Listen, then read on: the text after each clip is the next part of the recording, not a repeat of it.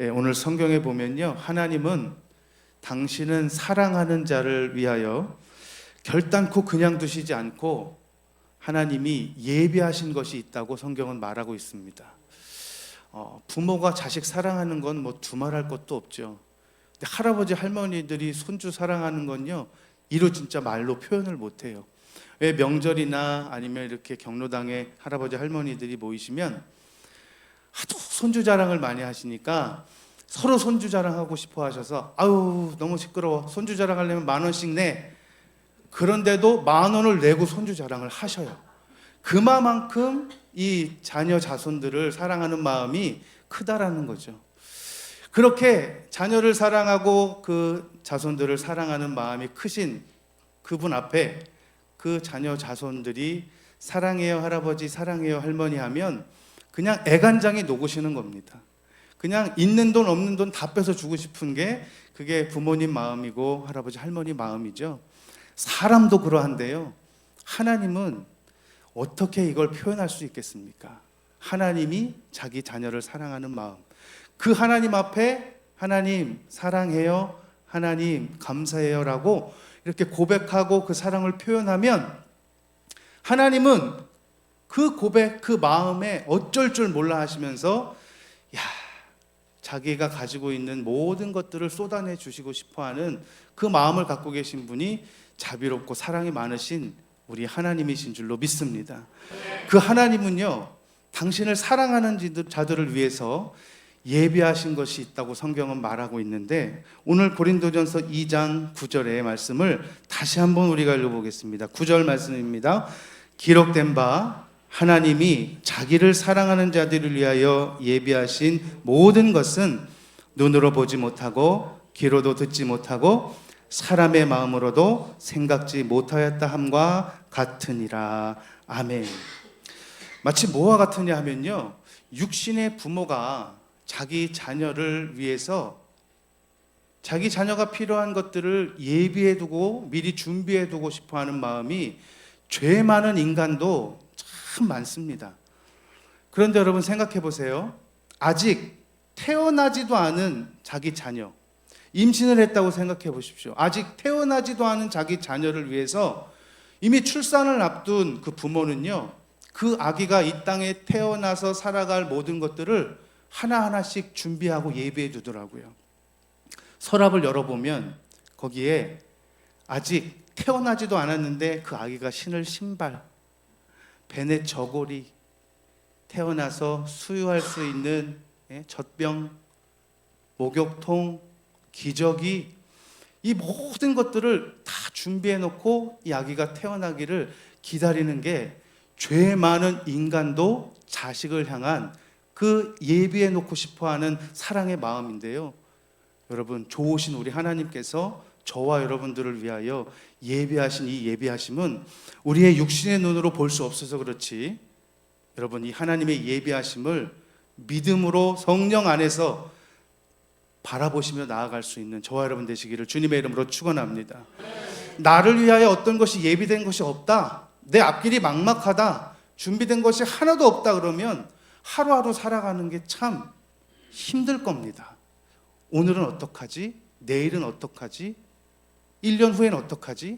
그러나 똑같은 삶을 살고 똑같은 인생을 살아도 나를 위하여 예비된 그 무엇들이 준비되어 있다는 것이 확신되고 믿어지면 오늘이, 내일이, 모레가 불안하거나 두려워하는 것이 아니라 오히려 기대가 되고 소망이 되며 하루하루를 살아갈 수 있는 힘이 되는 거예요. 자기를 사랑하는 자들을 위하여 예비하신 하나님의 이 예비하심이 믿어지고 안 믿어지고는 정말 하늘과 땅 차이거든요. 여러분 예수 그리스도 안에서 저와 여러분 하나님의 자녀가 되었습니다. 그리고 하나님의 자녀가 된 저와 여러분들이 오늘 성경 본문처럼 성령의 충만함을 받아서 육신의 눈으로는 볼 수 없지만 성령께서 믿음의 눈으로 보게 하실 예비하시는 하나님의 은혜들을 마음껏 경험하고 누리며 기대하며 살아갈 수 있는 한 주가 될 수 있기를 주님의 이름으로 축원합니다. 그래서 하나님은 다 예비하셨는데 다만 우리의 영의 눈이 어두워서 이것이 잘 보이지 않는 것뿐이지, 주님은 성령 안에서 예비된 것을 볼 수도 있고 알 수도 있다고 말씀하고 계시거든요. 자, 오늘 성경 본문 보니까요, 하나님은 어느 시대든지 당신의 사랑하는 자들을 위해서 결단코 그냥 두시지 않고 예비하심이 있다 하셨는데, 이 성경을 우리가 구약 성경, 신약 성경이라고 이렇게 나누어서 성경을 우리가 이렇게 구분해 놓았거든요. 그 기준이 바로 예수 그리스도죠. 인류의 역사도 예수 그리스도를 기준해서 예수님 이전 시대와 예수님 이후 시대로 나뉘어져 있어요. 예수님 이 땅에 오시기 전에 이 구약 시대, 이 기록된 구약 성경에 보면 구약 시대에도 하나님을 사랑했던 백성들이 있거든요. 그게 바로 저와 여러분들이 잘 알고 계시는 이스라엘 백성입니다. 하나님께서 저 갈대아 우르 이방 땅에 살고 있는 아브라함이라는 인물을 선택하셔서 그 아브라함을 믿음의 조상으로 삼으시고 그 아들 이삭, 그 아들 야곱, 그리고 그 아들 12아들 중에 하나님이 요셉을 하나님의 섭리 가운데 애굽의 노예로 팔리게 하셔서 그곳에서 나중에 자신의 가족들을 다 불러 모으고 애굽 땅에서 큰 민족을 이루셔서 이제 출애굽 시키시는 하나님의 이 역사 경영을 보게 되는데요. 이 이스라엘 백성들, 하나님을 사랑했던 하나님의 선택받은 백성들이었습니다. 그런데요, 이 이스라엘 백성들을 위해서 하나님이 예비해 두신 것이 있겠죠. 그게 성경에 보면 구약 시대의 하나님의 백성들을 위하여 예비하신 것은 가나안이라고 하는 한 지역을 정해놓고 그 땅 안에 들어가서 살게 하시는 것이 하나님이 당신을 사랑하는 구약시대 백성들에게 주시는 약속의 선물이었거든요. 그래서 성경에 보시면 아브라함도 하나님께서 그 땅에 살게 하셨어요. 아브라함도 부르셔서 그 땅으로 가게 하셨어요. 우리 창세기 12장의 말씀을 같이 한번 찾겠습니다. 우리 1절부터 한번 읽어볼게요. 시작. 여호와께서 아브라함에게 이르시되 너는 너의 고향과 친척과 아버지의 집을 떠나 내가 내게 보여줄 땅으로 가라. 내가 내게 보여줄 땅이 그 땅이 어딜까요? 그 땅이 가나안 땅이죠. 그 땅에 가면, 그 땅에 들어가 살면 2절 시작. 내가 너로 큰 민족을 이루고 내게 복을 주어 내 이름을 창대하게 하리니 너는 복이 될지라. 아멘. 예, 그 지시할 땅, 하나님이 예비하신 땅, 그 가나안 땅에 들어가면 내가 너로 큰 민족을 이루게 할 것이고 내게 복을 줄 것이고 내 이름을 창대하게 할 것이고 너는 복덩어리가 되게 할 거야 라고 하나님이 축복을, 예비하신 축복을 지금 선포하고 계시는 거예요. 이것이 아브라함에게만 그런 것이 아니라 그 아들 이삭에게도 동일하게 말씀하시는 장면이 나오는데요. 26장입니다. 창세기 26장 2절부터 시작. 여호와께서 이삭에게 나타나 이르시되 애굽으로 내려가지 말고 내가 내게 지시하는 땅에 거주하라. 그 땅이 어느 땅이라고요? 가나안 땅. 3절. 이 땅에 거류하면 내가 너와 함께 있어 내게 복을 주고 내가 이 모든 땅을 너와 네 자손에게 주리라. 내가 내 아버지 아브라함에게 맹세한 것을 이루어 4절. 네 자손을 하늘의 별과 같이 번성하게 하며 이 모든 땅을 네 자손에게 주리니 네 자손으로 말미암아 천하 만민이 복을 받으리라. 아멘. 하나님이 예비하신 가나안 땅, 그 땅에 들어가 살면 내가 너에게 또 너와 자손에게 큰 복을 주시겠다. 그리고 그 이삭의 아들 야곱에게도 동일하게 그 가나안 땅에 들어가 살게 하셨는데 우리 37장입니다. 1절 시작.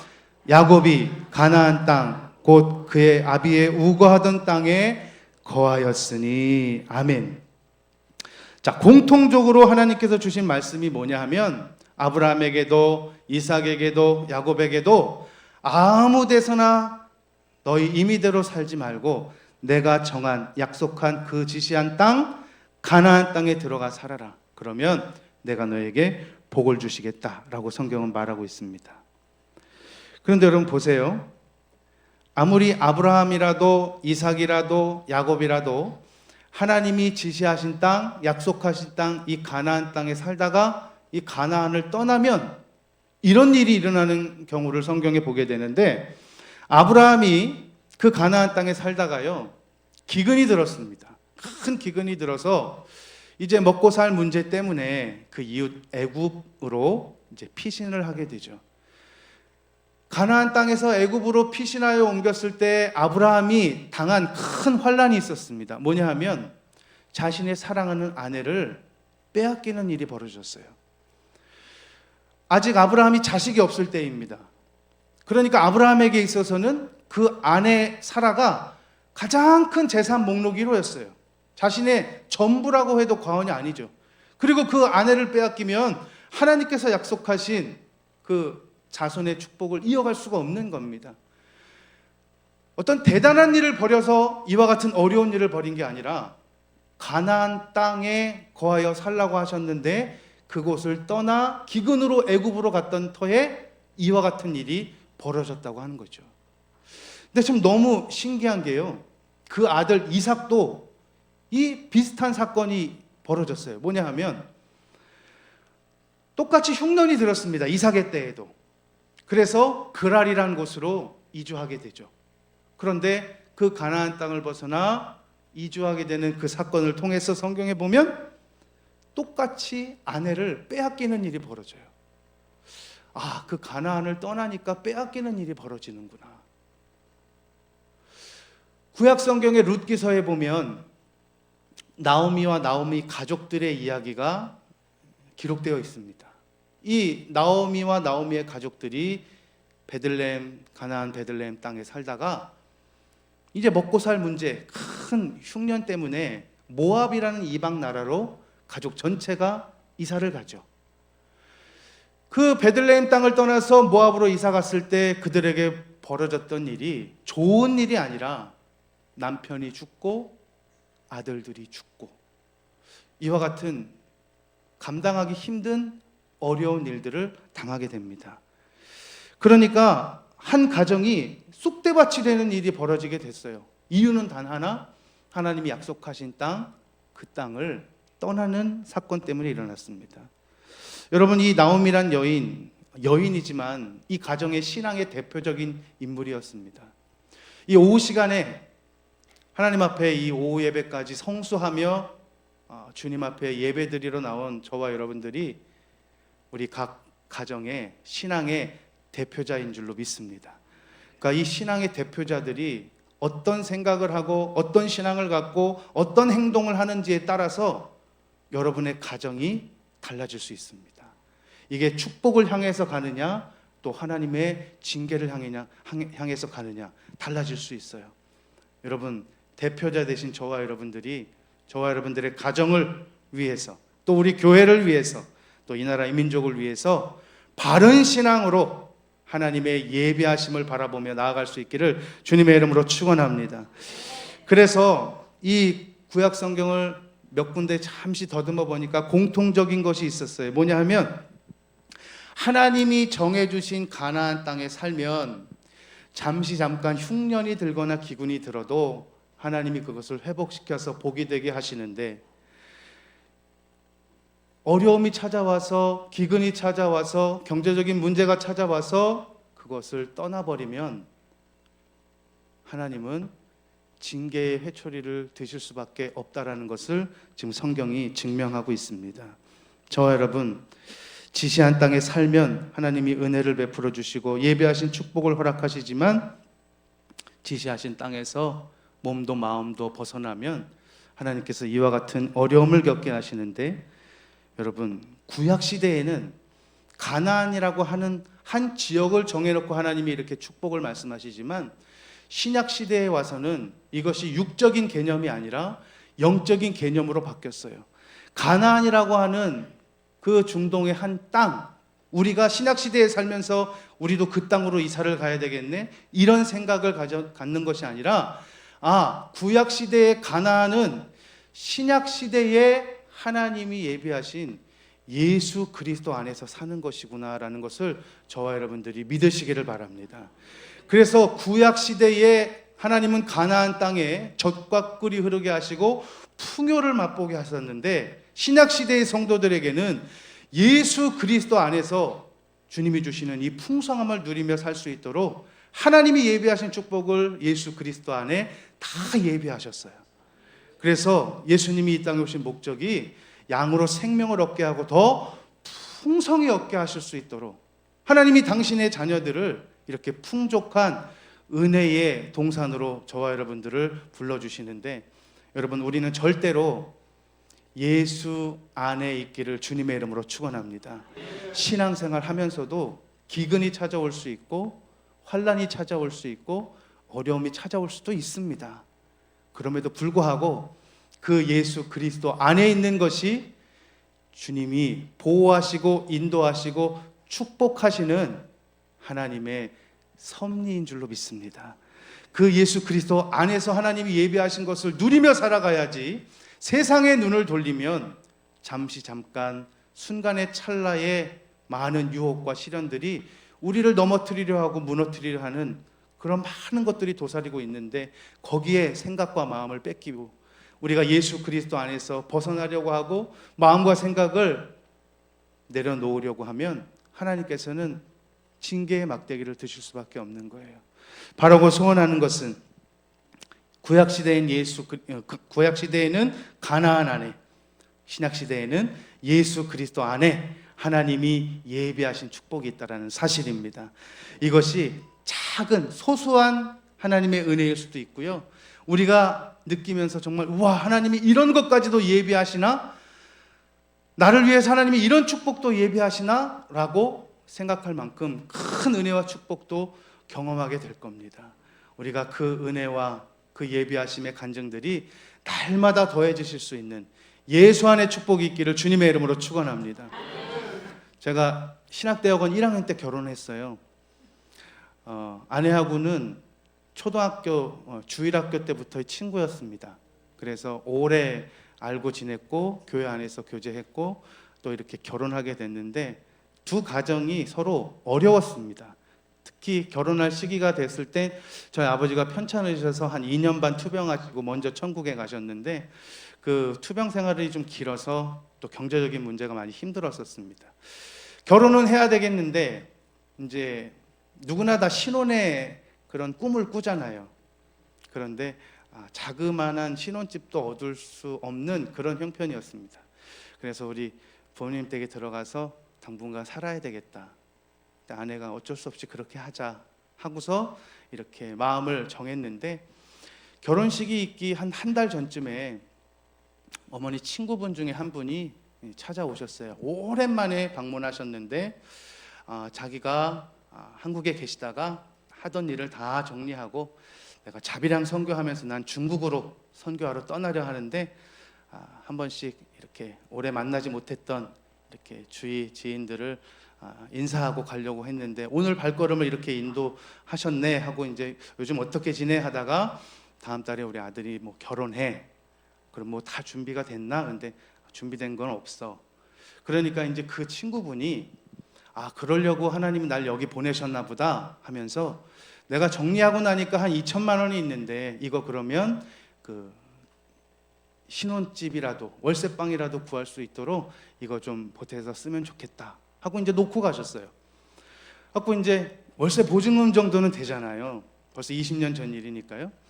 그래가지고 할렐루야 감사합니다. 하나님의 예배하심이 감사합니다. 그리고 이제 부동산에 갔는데 부동산에서 사장님이 2천만 원 월세로도 얻을 수 있지만 여기 10평도 안 되는 작은 평수의 주택이지만 조금 낡긴 했지만 그래도 여기 싸게 매물이 나왔으니 3,200만 원에 나왔으니 1,200만 원은 대출을 받아서 이걸 그냥 사서 신혼집으로 쓰는 게 어떻습니까? 그래서 할렐루야 감사합니다 하고 이제 그 집에 신혼집으로 들어가서 살게 됐어요. 그런데 이제 낡고 오래된 집이니까요, 뭐 좁고 하니까 뭐 잘 갖춰지진 못했습니다. 현관문 열고 한 발짝 들어가면 화장실, 한 발짝 들어가면 방이고, 한 발짝 들어가면은 싱크대고, 뭐 이런 공간이죠. 근데 이제 겨울이 됐는데요, 보일러가 소리는 엄청 커요. 그런데 여러분 소리 큰 보일러가 이게 기능은 형편없어요. 무슨 경운기 소리가 나요. 춥다 추워. 그런데요, 전화가 한 통 왔어요. 누구세요? 하니까 나 효열이야. 누구? 나 효열이. 그 이름을 가만히 생각하니까 제가 군대에 있을 때 군대 동기예요. 제가 군대 동기가 딱 2명 있었거든요. 한 명은 흔히 아시는 관심사병이었습니다. 무슨 짓을 할지 모르는 약간 위험 인물이어서 동기인 저희들조차도 조금 이렇게 가까이 하기 좀 꺼려지는. 근데 또 한 명의 동기가 이 친구였는데, 이 친구가 군대에서의 보직이 뭐였냐면 보일러병이었어요. 그런데 군대 제대 후 한 번도 만난 적이 없었는데 갑자기 전화해서 어떻게 지내냐는 거예요. 나 여기 결혼해서 의정부 여기 신혼집에서 살고 있다. 야, 나 여기 제대하고서도 보일러 일 계속 하고 있는데 이렇게 지나다가 나 여기 의정부 쪽이 지났는데 와, 잘 됐다. 한번 들려보자 하고 집에 들렸어요. 보일러 소리를 들은 거예요. 야, 이거 왜 이래? 모르겠어. 그랬더니 이러려고 날 여기 보냈나? 예수님 안 믿는 친구입니다.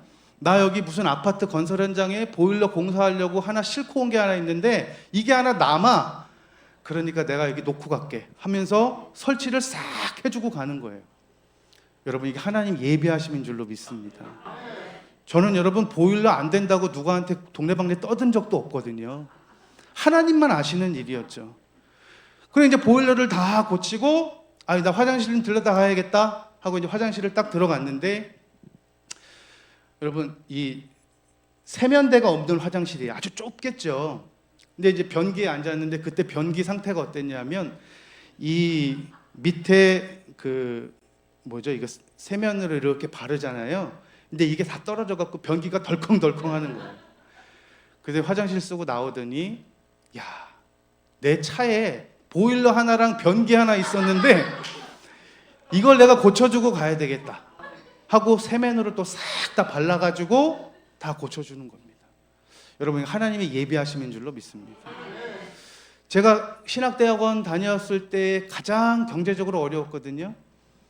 학교에서 식권을 가지고 이 점심을 사 먹고 또 밥을 사 먹어야 되는데 어떤 날은 정말 식권을 가지고 갈 수 있는 돈이 없을 정도로 차비만 들고 딱 월요일날 학교에 가고 어떻게 살아야 되지? 이런 고민을 하고 걱정했을 주간이 있었어요. 기도만 하는 거죠. 점심시간이 돼서 다 이제 식당 쪽으로 가는데 가만히 있으면 또 마음이 그러니까 그냥 묵묵히 걸어갔습니다. 식당 방향으로. 근데 오늘 동기 전사님이 오더니 이거 누가 정전사 이거 주라는데 하면서 일주일치 식권을 주는 거예요. 제 주머니 사정을 아무도 몰랐을 텐데 여러분, 이거 하나님의 예비하심인 줄로 믿습니다. 이렇게 학교 생활을 한 적이 한두 번이 아닙니다. 한 번은 쌀이 떨어졌어요, 집에. 여러분, 쌀이 떨어지는 일은 이거 무슨 영화에서나 나오는 일이라고 생각했거든요. 근데 그게 저한테 경험되더라고요. 쌀독에 정말 풀 쌀이 없어서 야, 이런 일이 나에게 벌어지네 하고 헛웃음이 나오는 겁니다. 하나님, 기도하는 겁니다. 제 체격을 보십시오. 밥 굶기면서 일 시키실 겁니까? 이런 기도를 하는 거예요. 잠깐 묵상하면서. 한 5분 정도 지났나요? 띵동. 누구세요? 나야, 주영이. 주일학교 때 같이 신앙생활했던 여자친구예요. 저기 집들이도 못 와보고 뭘 탁 내려놔요. 이게 뭐야? 그러니까 먹는 게 남는 거야. 쌀이야. 여러분, 하나님은 당신의 자녀가 무엇이 필요한지 하나님은 다 아시고 예비하시는 줄로 믿습니다. 저와 여러분, 이런 것들이 아주 사소한 일 같고 우연의 일 같지만 절대로 우리 주님 안에서는 우연이 없습니다. 하나님의 예비하심의 섭리인 줄로 믿습니다. 이것이 내가 예수 그리스도 안에 있을 때 하나님이 당신이 사랑하는 자들을 위하여 주시는 은혜와 축복인 줄로 믿습니다. 이것들을 경험하면, 이것들이 날마다 체험되면 여러분, 예수 그리스도를 벗어나고 싶은 마음이 1도 들지 않는 거예요. 내가 그 사랑 안에 있으니까요. 비록 내가 지금 형편이 조금 어렵고 힘든 상황이 있어도 조금 더 염려되지 않는 거예요. 왜냐하면 내가 예수 그리스도 안에 있으니까. 그분이 나를 위하여 예비하실 것이니까. 그것을 믿음으로 나아갈 수 있다면 저와 여러분, 어떠한 시련이 와도 어떠한 환경이 와도 우리는 조금도 두려워하지 않을 줄로 믿습니다. 한 주간을 살아가시면서 여러 가지 일들을 만나게 되실 텐데 중요한 건 내가 예수 그리스도 안에 있는 것입니다. 주 안에 있는 나에게 딴 근심이 있으랴. 주 안에 있으면 주님이 모든 것을 예비하시고 모든 것을 축복하실 줄로 믿습니다. 기도하시겠습니다.